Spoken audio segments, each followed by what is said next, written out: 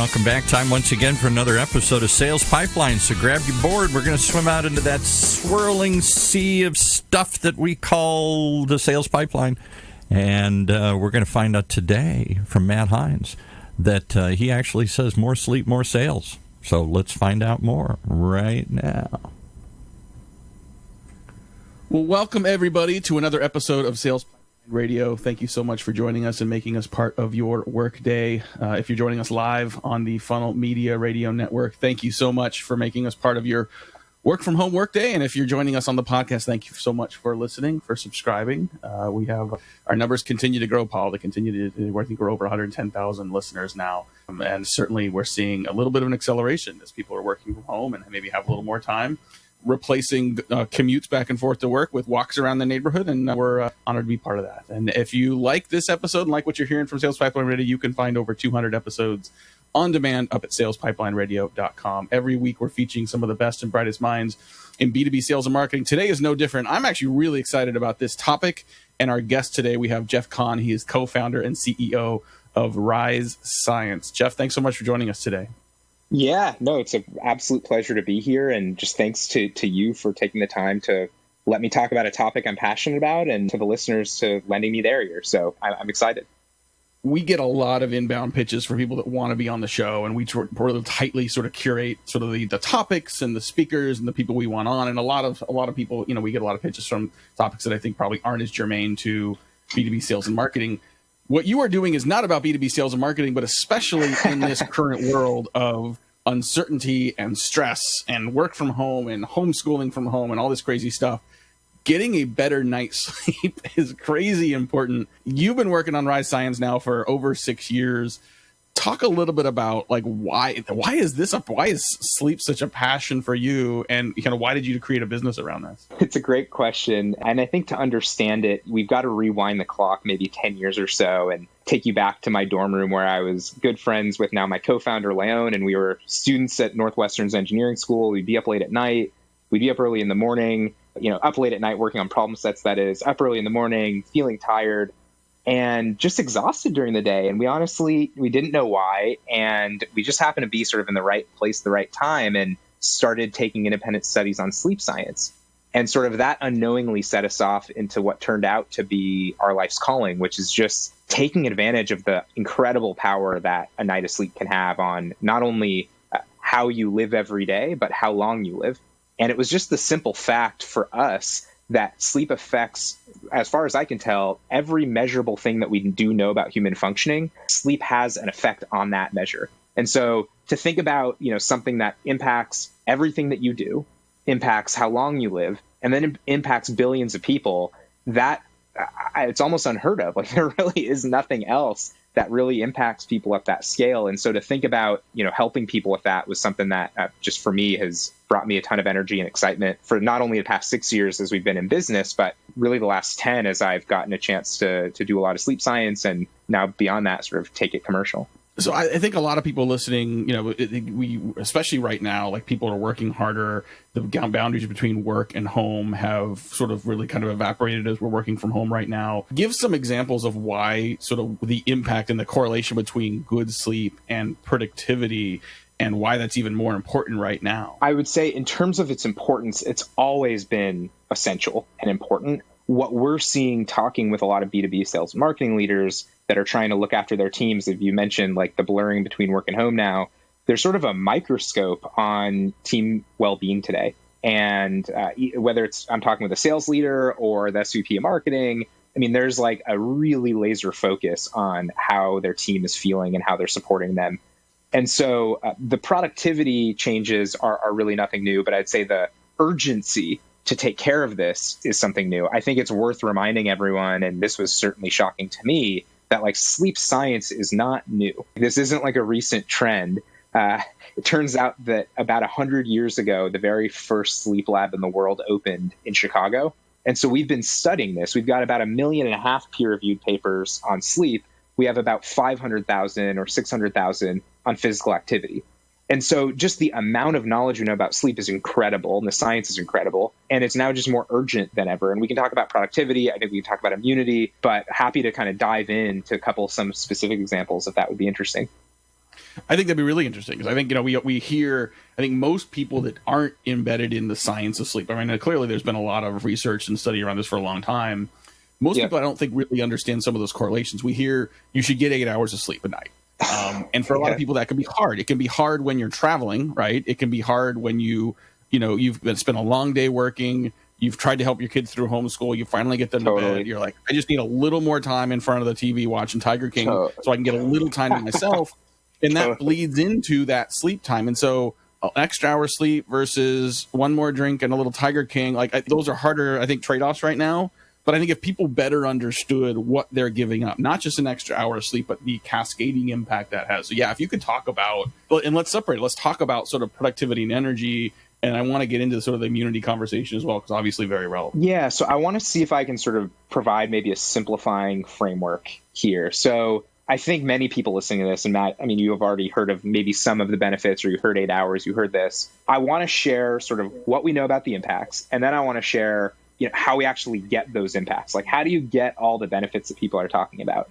So let's first talk about just what does sleep affect? The first thing I think to realize, if you were to sort of look at and visualize a sort of jar of how you spend your life, right? You'd see the biggest colored, and let's say each sort of jelly bean in this jar at a particular color, yellow for sleep, green for work, red for chores, whatever that it looks like. By far the biggest chunk of that glass of how you spend your life is sleeping. And sleeping isn't an inactive thing. It's an incredibly active process where if you're sort of imaging the brain at night, there's an incredible amount of activity. So the short, simple way to understand this is that if you get less sleep than you need, your brain is directly impacted. And so we could talk about any impact mentally and cognitively, anything physically. So that's things like your metabolism, immunity, even things like your vocal tone, things like your skin health, libido. I mean, the list goes on and on and on. And then things like your emotional health, right? Obviously, each of those features, right, mental, physical, emotional, which pretty much encapsulates everything, has a root in the brain. And so what happens is when you get less sleep than you need, your brain basically shuts down and just focuses on fight or flight survival mode. And so that's at its core sort of what's happening with this mechanism. So let's take a look at focus, for example. Well, if you go from 8 hours of sleep to 7 hours of sleep for a week, your focus is similar to someone that's just took down 6 beers and is at the legal limit for alcohol. That's going from just 8 to 7. That should be shocking, right? On the physical side, let's look at metabolism. If you get 4 hours of sleep a night for 5 nights and we measure your metabolism, after that, sleep deprivation, your metabolism will be like someone with type 2 diabetes. So again, going from regular healthy levels to clinical levels, let's look at something like anxiety and stress. So again, if you cut your sleep an hour short for a week, you're going to see that roughly 50% of people that do that will have clinical levels of anxiety. It's shocking, but we could look at empathy, we could look at happiness. There's thousands of these impacts that have been studied, over the last 100 years. And so it's almost more interesting to say, well, is there anything out there that's important to you that doesn't have science on it? And I think we'd be hard pressed to find. And so that's sort of at least on the productivity performance side. And again, we could go in, since it's a lot of sellers that are listening to this or marketers that are listening to this, we could go in and dive deep into, well, how does this affect Salesforce productivity? How does it affect my marketing team's ability to be creative and productive? But that's the core. So the question is, well, how do we get these benefits? What is it about sleep? Is it 8 hours? Is it sleep quality? Is it REM? Is it I need to track my sleep? Is it a new mattress? What's going on? How do you get it? Well, the kind of big finding over the last 100 years that came out in the early 80s is something called the 2-factor model. It's basically the laws of physics, but for sleep. And basically what this theory proposes is that there's only 2 ways to get the benefits that I just talked about. One way is to reduce your sleep debt. So sleep debt is a real thing. But the way it works is if you get less sleep than you need, you build up debt. And all the performance measures we talked about are based on debt, not based on just how much sleep you got last night. And then the second is by better planning your day in accordance with your biological clock, known as your circadian rhythm. You actually do have a part in the brain called the suprachiasmatic nucleus that controls every cell and organ system when to sort of be active and alert. And so as a result of that, you actually have these performance and creativity peaks. And then you also have dips in times that are optimal to be sleeping. And so by arranging your day with your really high capacity tasks at different times, you'll actually be able to get quite a bit more performance. And if you look at, the last 50 years of Monday Night Football game data, you actually see that the teams, West Coast teams in particular, that are playing at a circadian advantage, playing at their circadian peak, will win 70% of the time, which is just, shocking. It should be 50%. So the impact is just, again, massive on both those fronts. Talking today on Sales Pipeline Radio with Jeff Kahn. He's the co-founder and CEO at Rise Science. Over 200 episodes of this show, I'm pretty sure. First time we've ever used the term super chiasmatic nucleus on Sales Pipeline Radio. And, it's funny. You mentioned a couple of things I was going to ask about, including sleep debt. Because, I never really understood if that was a real thing. You think, I've had a big week. I'm going to sleep a lot this weekend. And it's interesting to see that the science actually backs that up, that you can actually, so it is part of what you're saying that if you have a couple nights where, listen, just like whether you're trying to lose weight or any kind of habits, you're going to have some bad days, you're going to have some bad nights. You can make that up by sleeping more and sleeping better? Yes, absolutely. So in the short term, the answer is yes. Where there's been some confusion, like if you Google, can you make up sleep debt? You'll see an article from Time Magazine and you'll see, no, you can't make it up. And the nuance here is that over the long term, if you've been getting, let's say you need 8 hours, it turns out the reason you've heard 8 hours is that the average need in the population is slightly over 8, about 8 hours and 10 minutes with a 35-minute standard deviation. So for those of you maybe not as statistically inclined, most of us need between 7.5 to 8.5 hours, but it's an individual number just like your height. So if you get less than that, whatever that number is, doesn't mean it's 8. You could totally be 7.5. You could totally be 7:15. You could totally be 8:30. I'm 8 hours and 20 minutes. That's my need. And if you get less than that, you build up debt over about the past 14 days is what really impacts your performance today. The reason we know that is tons of scientific studies, but we've also done the largest real world study that we've got in peer review right now that's looking at sleep debt, predicting NFL game performance, college football game performance, NBA point per minute efficiency and 3-point percentage, actually sales team revenue performance on a monthly basis, which is fascinating. So it's this sleep debt number that really matters. And yeah, absolutely. And if you look at sort of your last 14-day period, you can make it up.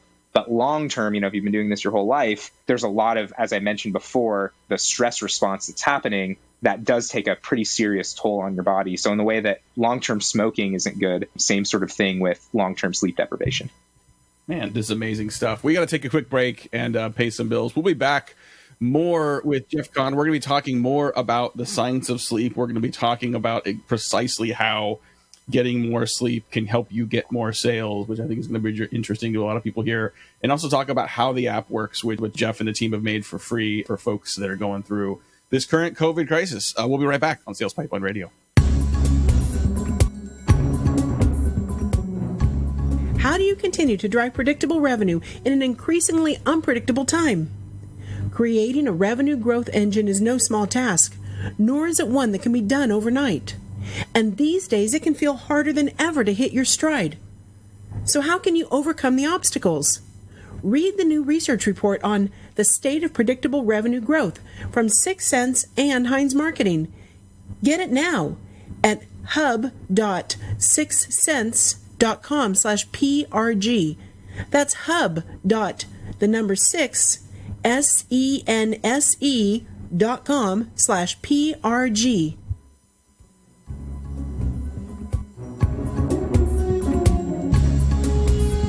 Welcome back to Sales Pipeline Radio. We are joined today by Jeff Kahn. He is the co-founder, CEO of Rise Science. Some pretty amazing research and pretty amazing impact sleep is obviously having on productivity, on alertness, on just general health. But I was also surprised to hear you use the word immunity. And as we go through this COVID-19 year, lots of ideas around, should we stay away from cell towers? Should we be exposing ourselves to ultralight? Please don't do the Tide Pod challenge as a ways of getting rid of COVID-19. But you mentioned that, better sleep can actually help your body's strength and immunity. Talk a little bit about what that means and how that impacts. Here's what we know. We do know that sleep and your immune health are intimately tied. Just to back that up with a couple studies, researchers have actually had folks get, instead of 8 hours, 7 for a week. And they bring them into the lab. And what they actually do, this is amazing, they actually cultivate the common cold virus. They put it in the participants' noses, after 7 days of not getting enough sleep. And in this case, it was just 7 versus 8. And then they measured whether or not the person caught the cold or not. What they found was, depending on the study, and there's a couple different ones, a couple things. One is, even if you're getting 7 versus 8, you're 300% more likely to catch the common cold. We'd also know that not only are you more likely to catch the common cold, but your sort of entire immune functioning is disrupted when you get less sleep. So there's all sorts of ways that you can measure immune function and normal healthy responses. What we know is that when you get less sleep, your immune function is not normal. So I think sort of boost is maybe not the right way to think about it, but the immune system is obviously very complex. What we know is that sort of the immune system functioning healthily and normally is tied to getting enough sleep at night. Now, what we don't know, what there aren't studies on, is sort of the direct impact on sleep and the pathogen that causes COVID-19. So that part hasn't been studied, and I don't want to overstate this and say if you sleep more, you're definitely not getting coronavirus. But certainly, if you could look at all the things out there that you could do to help protect your immune system, sleep would be the thing that has the biggest impact by far. And basically anything else you can do has not really any real impact. If you look at nutrition, if you look at, UV light or whatever, none of that really has impact. Of course, CDC, wash your hands, all those other things. But it is kind of mind blowing to me that sleep isn't brought up as this critical protective factor that everyone should be taking really seriously. So that's sort of the short story on immunity. That's amazing. So if I go to your website, the two things I see up at the top, and this is just risescience.com, you learn about the product, you learn about the science, there's an FAQ. And for folks that are interested in this, and I am crazy fascinated by this conversation so far, check out the website and click on the science and you get a lot of this detail. The two categories you call out here are athletics and sales teams. And I know that there are professional athletes across so many different sports, baseball, football, college athletics, that are using Rise and Rise Science behind sort of helping their teams. Sales teams is an interesting one, right? And so everything you've talked about so far seems to imply, okay, listen, better immunity, better energy, better alertness. Like, talk about how this applies into the sales organization and what you've learned from some of your sales clients so far in terms of the impact it can have. Yeah, so I think definitely we'll dive into that just quickly kind of on that story and transition. So obviously athletics made sense, and the way this worked was Northwestern football found out about our research that we were doing, and my co-founder and I were really the first to take all the data that wearables were generating and making it useful for people so you could get all these benefits we're talking about. So that was our research. Our school's football team found out about it. Quickly, other teams started finding out about it, and basically name a team, we've likely worked with them. And time over time, what we'd see is players didn't think about sleep before. Now they're thinking about it. They get more sleep. And we'd see injury rates fall precipitously. We'd see in college and pro football players making 5 more plays a game. We would see points per minute efficiency in college and pro basketball increase by 70%. I mean, just wild numbers that you haven't seen anywhere else. And just so happens that the founder of Northwestern's Kellogg Sales Institute, so in the business school, they have an institute directly kind of geared at looking at high performance selling habits, contacted us and said, well, Jeff, would you partner with me in this Fortune 200 sales team I'm working with? So, sellers are the pro athletes of corporate America. Can we study the impact? And so we actually did this 5-month controlled trial with 100 sellers and, did all the attribution and really, impressive statistical study. And what we found at the end of this was that there were marked improvements in productivity. I'd say even stronger than what we saw in sports teams. So the first thing we looked at was outbound calls. So outbound calls went up 50% when we saw sleep debt increase. And then we also saw the quality of those outbound activities increase such that there was a 14% increase in revenue per month. And it's just wild. I mean, to see that level of impact because of sleep is really kind of crazy to think about. And just like pausing there for a second, just so that everyone kind of understands the math, if you're running a team right now, just add up what's the average revenue that your sales team does. Let's say it's $100,000 to make the numbers easy. Well, 14% of that is $14,000 a month that you're losing because your team is sleep deprived. And by fixing sleep, you can get that back. And it's just wild to see. I mean, it makes surprising, I think, for folks that haven't been thinking about it.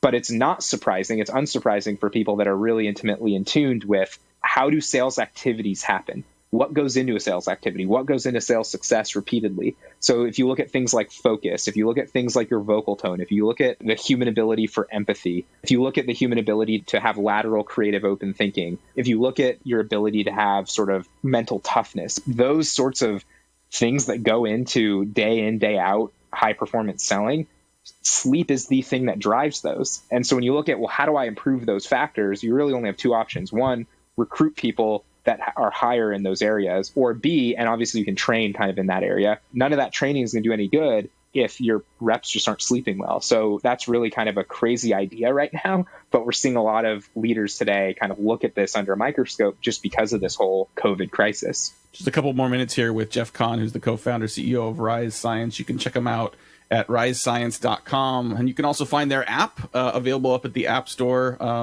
And it's got a super crazy high rating, which is always good to see. And it's available for free right now. So my last question for you as we have to wrap up here is, the science all is amazing. It makes a ton of sense. If you believe in it, the easy answer is just get more freaking sleep. So, yeah, exactly. So I think some people may say, like, why do I need an app just to get myself more sleep? And I think there's a variety of sort of good answers to that. But just, in a minute or two, like, why should someone use an app to sort of take advantage of all these benefits that greater sleep can have for them? Here's the surprising thing. Obviously, I think people know the benefits. But probably most of you listening to this are like, well, I don't feel like sleep is really affecting me that much. I feel just fine. So it turns out, again, researchers have studied this. And the finding happens to be that humans have very little subjective capacity to tell how sleep deprived you are. So what does that mean? We're walking around with way more sleep deprivation than we think we are. To give you a sense, if you are at all a little sleepy during the day, meaning like, 1 o'clock, right about now, maybe you feel a little bit sleepy, that is extreme levels of sleep deprivation. If it takes you less than 5 minutes to fall asleep, extreme levels of sleep deprivation. So we, as a sort of species, do not have the ability to actually tell how sleep deprived we are. So, you might really think that what we're talking about really doesn't apply to you, but science shows you should really rethink that. And so what's really important here is that what an app can do is be measuring your sleep patterns in the background and actually tell you how much sleep debt you have. On top of that, we mentioned the circadian rhythm at the beginning of this. We're able to actually visualize that and show you your personalized circadian rhythm throughout the day so you can better plan. That thing is changing all throughout the day. So there's quite a bit of science and algorithm that go into telling you what your sleep debt is, figuring out your sleep need, predicting. We actually use a bunch of models from the Department of Defense to help predict what your circadian rhythm is. So we make it really easy, but there's just a significant amount of data science and algorithmic work to make sure that this is something you can use. And so that's really why it's so critical. And I think the other thing that maybe people tend to forget is getting good sleep and getting enough sleep isn't just about what you do when you hit the pillow, right? It's what are you doing during the day? So when are you having caffeine versus not? When are you getting light exposure? Are we able to help let you know that it's time to decompress and actually watch Netflix and Tiger King? But, only watch 45 minutes of it tonight. Don't go and binge it for 2.5 hours because your sleep debt's through the roof, right? So it's important that technology is able to have an impact there. And kind of what our initial research showed is you can make a big impact with this so long as you have the right data and that you're able to use the right science to make it useful to people. Otherwise just a tracker. So there are a lot of trackers out there, and the science on them shows that it doesn't really move the needle in a way that just having a scale wouldn't necessarily move the needle for weight loss, for example. Amazing stuff. We're going to have to wrap up here, but I want to thank our guest, Jeff Kahn from Rise Science. Check them out, risescience.com. Go to your favorite app store and look for Rise Track Sleep. They have generously made the app available for free right now to help folks sort of get through this current craziness. We will put a link to those in our show notes as well. And if you would like to impress your friends with your now knowledge of the super chiasmatic nucleus, you can find this episode up on salespipelines.radio.com in a couple days, and as well as every episode, past, present, future, of Sales Pipeline Radio. This has been awesome. On behalf of my producer, Paul, this is Matt Hines. Thanks for joining us for another episode of Sales Pipeline Radio. You've been riding along, surfing the wave with Matt and his friends right here in the Funnel Radio channel for at-work listeners like you.